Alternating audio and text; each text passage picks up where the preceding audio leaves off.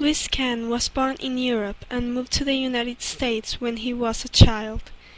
Despite his family poverty, Kahn received an excellent education and won a scholarship to study architecture at the University of Pennsylvania. As an architect, Kahn was limited to modest local projects, until in 1951 he won his first major commission, an extension to the Yale Art Gallery. One of the most influential architects in the mid-20th century, Louis Kahn realized few buildings, but they were so remarkable that established him as one of the most important figures in architecture. Convinced that architects could produce buildings which were as monumental and as spiritually inspiring as the ancient ruins of Greece and Egypt, Kahn devoted his career to the uncompromising pursuit of formal perfection and emotional expression. Working with simple materials, especially brick and concrete, Kahn applied his principles to create buildings instilled with the spiritual qualities for which he strove through a masterful sense of space and light. Kahn combined visually compelling spaces with drama, and the changing lights transformed the sensory experience of being in a building at different times of the day and night.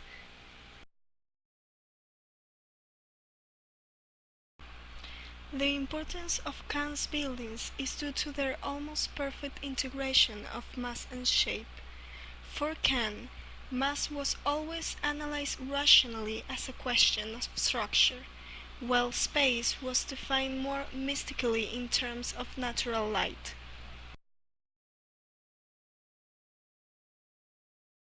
For Kahn, it was natural light that brought architecture to life.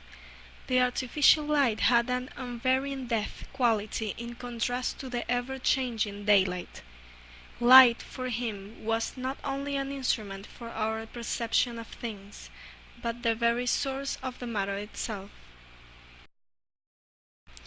One of his most famous projects is the Exeter Library, which has won the 25-year award from the American Institute of Architects. In this creation he made modern buildings that achieve the timeless, monumental presence of the great works of the past. Rhythm is the first element that can be noticed in the Exeter Library's facade, where it is spoken a regular and symmetrical vocabulary through the repetition of windows and the dimensions among them.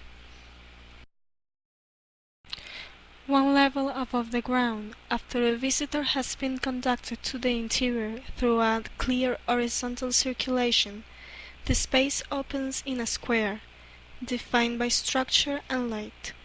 Circles of concrete frame each interior elevations, and the sun entered from above.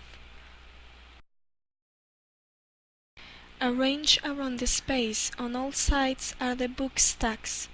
The service functions like elevators, vertical circulation, secondary stairs, photocopying, etc. were concentrated in the corners.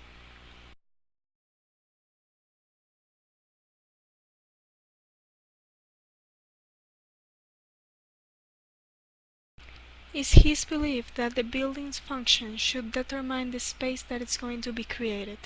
In consequence, color, materials, acoustic, rhythm, and the project's circulation will depend on the essence of the creation.